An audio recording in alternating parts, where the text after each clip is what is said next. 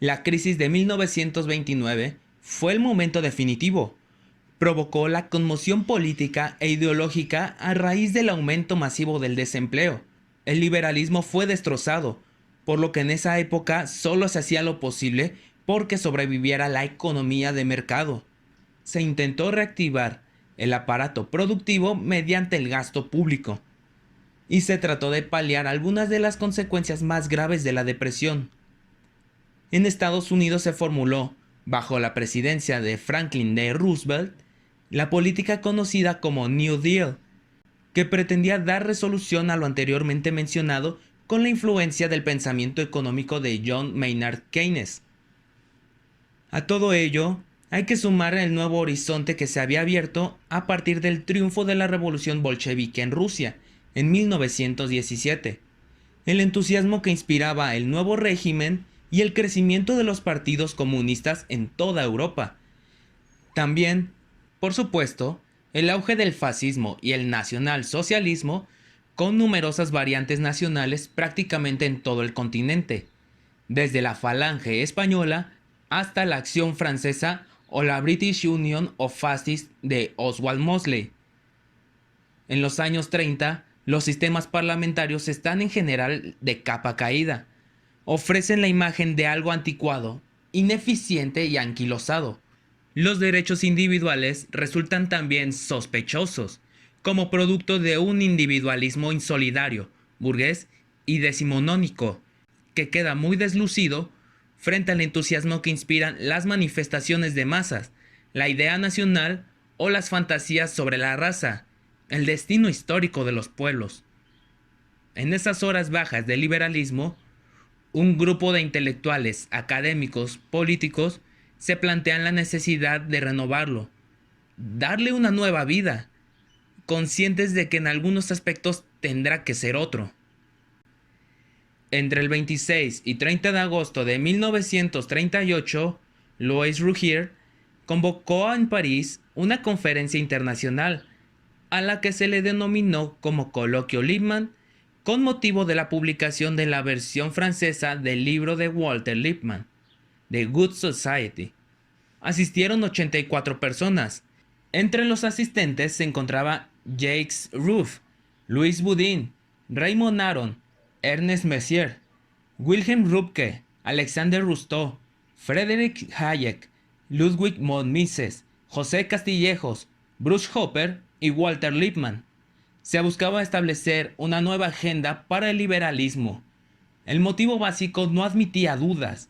Se trataba de la defensa del mercado, del mecanismo de precios como única forma eficiente de organización de la economía y la única compatible con la libertad individual.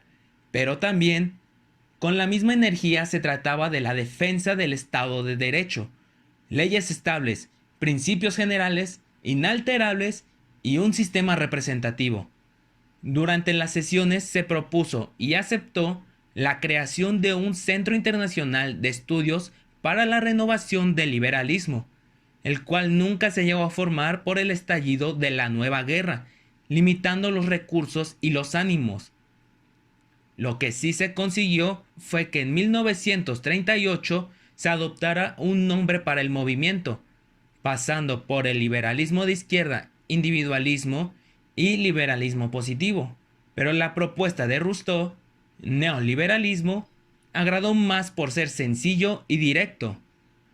Dentro de la reunión se determinaron los puntos de partida para la renovación del liberalismo, los cuales quedaron plasmados en los acuerdos básicos del neoliberalismo, los cuales son restaurar el mercado, combatir el colectivismo y denunciar los riesgos de las políticas de reactivación económica mediante obras públicas y gestión monetaria. Y aunque los autores, en base a esto, tomaron distintos enfoques y direcciones, la escuela austríaca, impulsada por la ambición de Hayek, fue la dominante en el movimiento, y la de Lippmann que dominó en París. Para entender el desarrollo del movimiento, es necesario conocer cómo tratan la corriente estos dos autores. En el caso de Lippmann, dice que El régimen liberal es producto de un orden legal que presupone la intervención deliberada del Estado. El modelo laissez-faire, dejar hacer no sirve como programa político. Imaginar que el mercado es una institución natural que surge por sí sola y que no necesita sino que se aparte del Estado es ingenuo, dogmático y peligroso. El mercado es un hecho histórico, se produce y depende de un sistema extenso de leyes, normas e instituciones, las cuales no son para nada naturales. Una economía liberal necesita adaptarse permanentemente al cambio. Requiere de restaurar siempre de nuevo las condiciones de la competencia, que la inercia social tiende a destruir.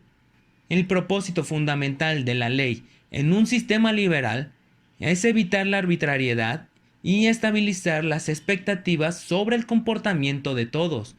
Esto significa que la ley establece el marco de la libertad y por consiguiente el Estado puede enunciar principios, pero no dar órdenes.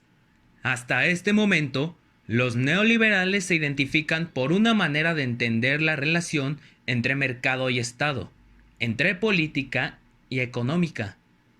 En primer lugar, afirman que el Estado tiene que generar las condiciones para la existencia y el buen funcionamiento de los mercados. No pretenden reducirlo ni eliminarlo, sino darle otra orientación. Y en segundo, dan prioridad a la libertad económica sobre la libertad política. Ven la impersonalidad del mercado, donde cada quien decide por su cuenta la mejor garantía de la libertad y el bienestar. En los meses y años siguientes, terminada la guerra, se perfila con rapidez el nuevo enemigo del mundo libre, la Unión Soviética. No obstante, en esos primeros tiempos, en los años de la victoria, la obra de Hayek no inspira mucho interés. Durante su campaña electoral en junio de 1945 en Churchill, había echado mano de la línea argumental de camino de servidumbre. La política socialista aborrece la idea británica de libertad y está inseparablemente vinculada con el totalitarismo, porque siempre se necesitará alguna clase de Gestapo para controlar a la sociedad. Hayek, que mantuvo con insistencia el proyecto de un centro para la reconstrucción del liberalismo del que se había hablado en el coloquio Lippmann, finalmente consiguió el dinero, convenció a un grupo de académicos, a empresarios, pero el proyecto era ya muy diferente, en su organización, en su membresía y sobre todo en su financiamiento y en su intención. Era otra cosa, mucho más político, más estadounidense, más empresarial y con una ambición muchísimo más concreta también.